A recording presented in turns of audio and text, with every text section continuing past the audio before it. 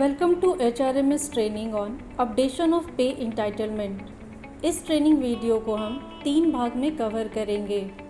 पहला ये पे इंटाइटलमेंट अपडेशन एक्सरसाइज क्या है। दूसरा, हमें ये करना क्यों है, यानी कि ये एक्सरसाइज करने का निर्णय बिहार सरकार द्वारा क्यों लिया गया। और तीसरा, हम ये अपडेट कैसे करेंगे, जिसका डेमोन्स्ट्रेशन हम आपको इस वीडियो के माध्यम से देंगे। तो हम पहले पॉइंट पे आते हैं कि पे इंटाइटलमेंट अपडेट है क्या। अभी in near future Bihar government का ये प्रस्ताव है कि बिहार गवर्नमेंट के अंतर्गत सारे रेगुलर एम्प्लॉयज़ की मंथली सैलरी HRMS से निकाली जाएगी। हर एम्प्लॉय का एक पे इंटाइटलमेंट उनके cadre, designation, service period etcetera के आधार पर निर्धारित होती है, जिसके हिसाब से उन्हें हर माह की वेतन मिलती है। और यहाँ इसी इन्फॉर्मेशन को अपडेट करने के लिए आपको इस वीडियो के माध्यम से ट्रेनिंग दी जा रही है।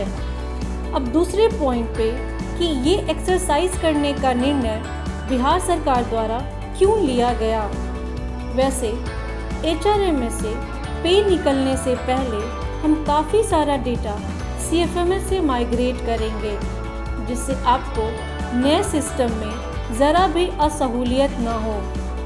इसी क्रम में हमने CFMS से मार्च महीने का पे ड्रॉन डेटा लिया है और उसे हर एम्प्लॉय के करस्पॉन्डिंग अपडेट कर दिया है।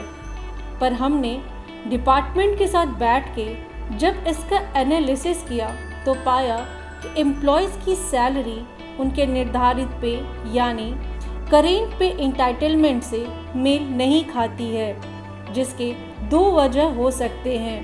पहला ये कि उनका पे इंटाइटलमेंट्स अपडेट नहीं है पर सैलरी सही दे रहे हैं, और दूसरा ये हो सकता है कि पे इंटाइटलमेंट सही है और आप सैलरी देने के क्रम में कोई गलती हो गई है, और इसीलिए ये एक्सरसाइज करने का निर्णय लिया गया है, जिससे कि HRMS से सैलरी मिलने से पहले सभी एम्प्लॉयज़ का सही पे इंटाइटलमेंट अपडेट हो जाए और हर एम्प्लॉय को सही वेतन ही मिले। अब तीसरे पॉइंट पे आते हैं कि यानी कि ट्रेनिंग पार्ट पे आते हैं, ये सारी प्रक्रिया हमें करनी कैसे है। सबसे पहले हम HRMS के इस लिंक को अपने ब्राउज़र में टाइप करें और एंटर दबाएं। इस काम को करने के लिए हमने मेकर, चेकर, अप्रूवर फ्लो को फॉलो करेंगे। तो सबसे पहला रोल इसमें मेकर का होता है और मेकर अपनी आईडी से लॉगिन कर लेंगे।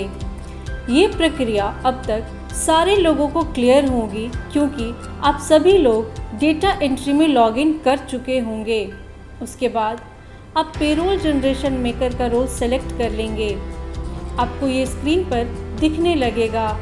अब आप न्यू पे इंटाइटलमेंट लिंक पर क्लिक करेंगे। इस टैब पर क्लिक करते ही क्रिएट पे इंटाइटलमेंट का पेज ओपन हो जाएगा, जहां पर आपको HOA यानी हेड ऑफ अकाउंट का चयन करेंगे तथा साथ ही सर्विस के प्रकार का भी चयन कर लेंगे।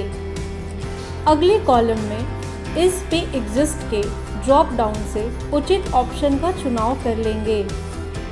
यहाँ ध्यान दें, मेकर कर्मचारी के GPF, प्राण और नेम से सर्च कर लेंगे, जिससे कर्मचारी का सारा विवरण उपलब्ध हो जाएगा। सारी चीज़ों को सेलेक्ट करने के बाद हम नीचे स्क्रॉल करके क्रिएट पे इंटाइटलमेंट को क्लिक कर लेंगे। क्लिक करते ही उस कर्मचारी का यानी उसके एम्प्लॉय सैलरी स्ट्रक्चर का विवरण दिखाई देने लगेगा। एम्प्लॉय डिटेल्स के साथ ओल्ड वैल्यू और न्यू वैल्यू का भी विवरण दिखाई देगा।